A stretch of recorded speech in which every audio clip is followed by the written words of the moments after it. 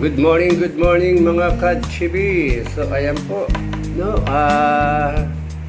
last week halos isang linggo na walang puknat, walang patid, walang hinto ang buhos ng ulan. Ano po? At kaya nga po isang linggo walang pasok ang estudyante mula sa public at private school. So ngayon Lunes, araw ng Lunes, akala namin may pasok, no. Gumising kami ng napakaaga, lalo na ako.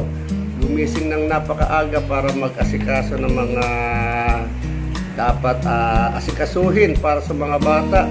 At umalis ako ng napakaaga para kumuha ng aming allowance. Pero yun, awa ng Diyos, hindi ko pa rin nakukuha. Akala ko kasi kanina pagising ko na alimpungatan ako, akala ko alas 9 na.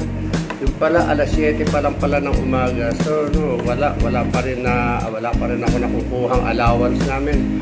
And yun, pagbukas ko ng Facebook, nakita ko nga po nag-declare ang aming kapitan dito sa Barangay Bagong Silangan.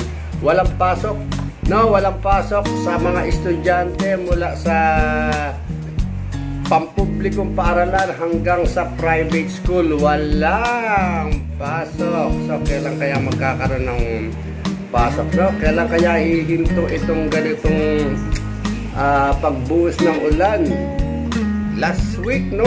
Grabe yung ulan, grabe yung buhos. Talagang parang walang hinto, no? Walang katigil-tigil. Pag bumuhos pa naman siya, napakalakas. Kaya maghapon medyo umaraw, maganda ang sikat ng araw. Kaya lang pagdating na naman ng medyo maggagabi na, umulan na naman. So yun, kaya hanggang gabi ulan ng ulan. Siyempre natulog tayo. Paggising ko kanina, malakas pa rin ang ulan, no? Walang hinto. So sana naway panalangin natin na tumigil na rin po itong bagyong ito at itong ulan na to. At marami na rin po kasing apektado, lalo na po dito sa barangay namin, no? Ang daming tao sa evacuation center. Daming tao, hindi pa sila nakakabalik sa kanilang mga bahay. Nagdadagsaan na naman po ang iba dahil sa lakas ng dahil sa tumataas ang tubig.